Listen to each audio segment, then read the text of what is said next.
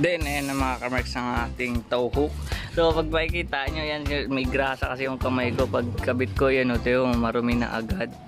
Paano kaya yan? So, tingnan natin kung maganda ba talaga siya o sadyang pampaano lang siya. Pogi.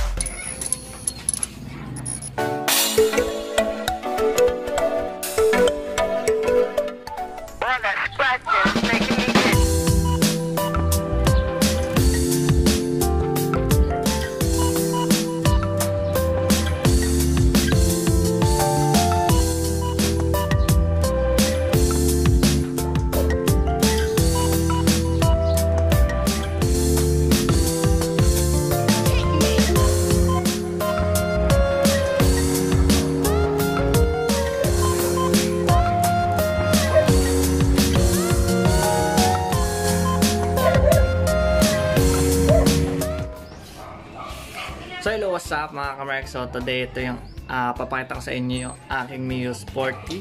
So nabili ko lang siya sa second hand. Then ito may galing pala ako sa Shopee. Yan, in order ko lang to worth 100. Ito tinatawag na hook, yun sa may tow hook sa harap. So lalagyan lang natin, design lang naman to pero titingnan natin kung babagay sa ating Mio Sporty. So papakita ko sa inyo yung Mio ko. Ito aking Mio, yun o. Then mga kamarks, bubuksan muna natin tong harap. Tatanggal tayo ng bolts. Tapos dito, yan sa likod, babaklasin din natin yan para ma-access tayo dito sa ating pinaka-cowling. Matanggal natin yan.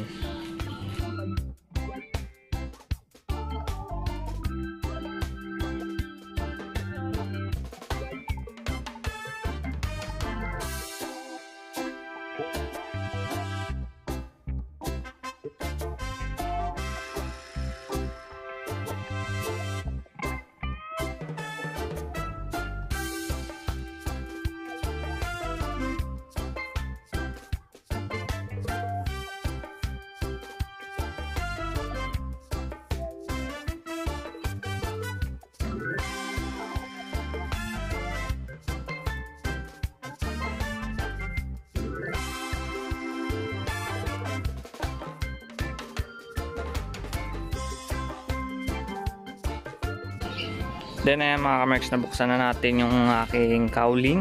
Tanggalan natin yung pairings. Then ito pala, may install na akong alarm. Then relay, busina. Then meron din ako interrupter para sa aking busina. So yan mga kamarks, parang mahirap to ilagay dahil meron na akong busina. Tapos naka-alarm pa ako dito. So hanapan ko ng paraan kung paano natin lalagay siya. May pipix yung ating pinaka-bracket nito dito. Kasi pag dito, tatama naman sa ating pinaka-cowling.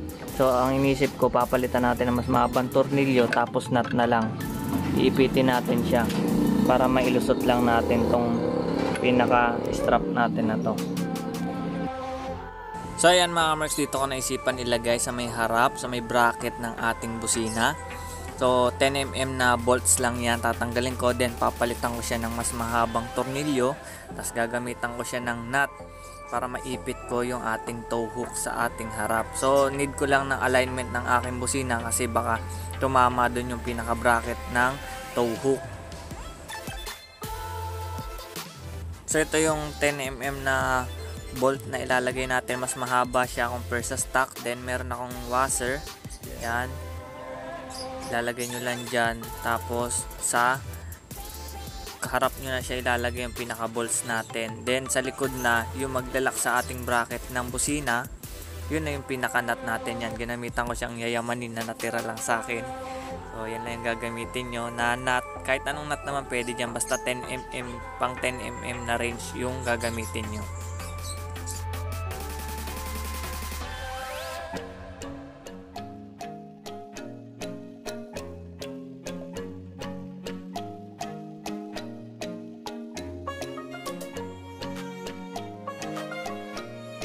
So yan mga kamarks, sakali may magtanong, yung sa busina ko, galing kasi yan sa high ace na sasakyan, kinabit ko dyan, tapos nilagyan ko ng relay, Tapos meron pa akong nilagay na interrupter, yan yung may wire na kulay dilaw, para pagka pinires ko siya, sunod-sunod siya, para siyang rapid na horn. Tapos pagka pinires ko lang siya ng isa, normal horn lang siya. So mamaya paparinig ko sa inyo yung ating busina kung paano siya gumana. So yan, sisend ko rin yung wiring niya sa susunod na vlog ko kung paano ko siya naikabit sa ating Mio Sporty.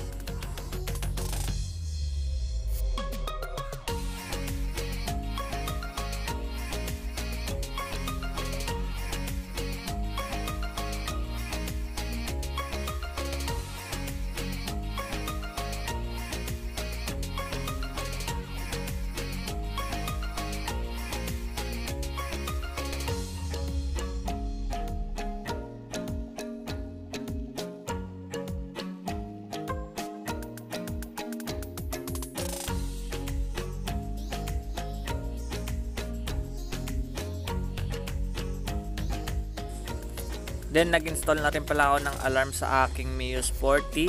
So later on i-send ko rin sa inyo. Gagawin ko rin ng vlog kung paano yung tamang install ng ating alarm sa ating mga motor. Then ayan, additional safety features na lang din natin yan. Then pinalitan ko na rin ng anti-theft na susian yan, para naman iwas nakaw din tayo kasi mainit sa mata ang ating Mio Sporty. Kaya doble ingat tayo mga ka-Mio sa ating motor. Then wag natin tipirin sa safety natin ang ating motor.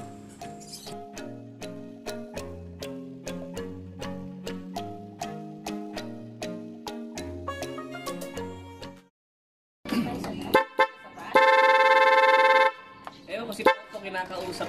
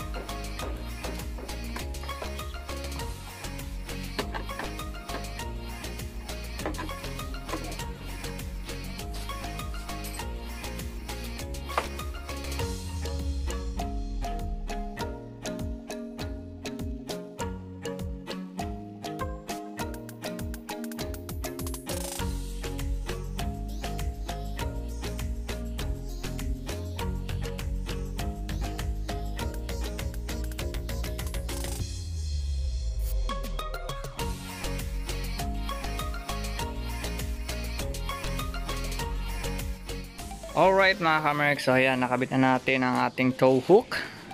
So ayan o, tingnan natin babae. Kasi ito mga kamerks, dahil ito binili kong kulay ay fluorescent yellow siya na nag-green. Kasi kukulay ko to sa ating mugs.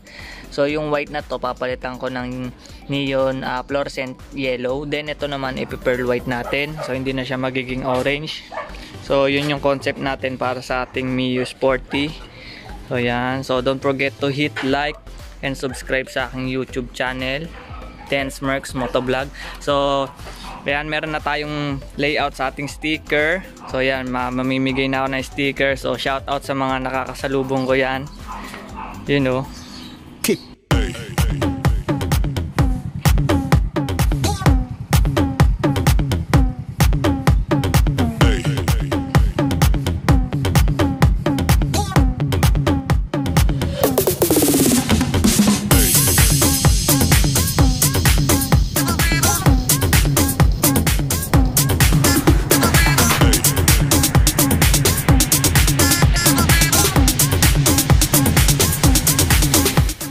So what's up mga kamerks, additional tips lang tayo pagdating sa ating maintenance sa ating motor. So ito, marami nagtatanong kung ilang taon ko na daw ginagamit itong Mag 1. So ginagamit ko na to 5 years since gumagawa ko ng motor. Maintenance ko rin sa aking motor. Kasama na talaga to sa aking pagme-maintenance. So paano ba ako naglalagay nito? Ang paglagay ko nito sa ating concentrated is 1 cup per full tank. So ang full tank ng Mio Sporty ko is 4 liter siya. Pumapalo siya minsan 4 liter. So nag-isang takip lang talaga ako nito. Tapos every other full tank ako pag maglagay nito. Para naman hindi tayo maaksayado sa ating cleaner. So ito ano lang to, additives lang to sa ating panlinis sa ating carb, sa ating injector. Yung puti naman, yon 1 cup per liter. So ito concentrated to, mas matapang to kasi pagka nasobrahan kasi kayo dito sa lagay, may times na lumalata yung motor nyo na mahirap siya humatak kasi nga mas marami nilagay ng additives kaysa sa fuel. So make sure lang na tama measuring lang ang gamit nyo. Tapos sa white naman, yon pwede kayo maglagay kada full tank nyo. Kung 4 liters yung tank nyo, di 4 cups kayo. Then susunod na full tank nyo, pass muna kayo. Then yung susunod, lagay kayo. Every other full tank tayo.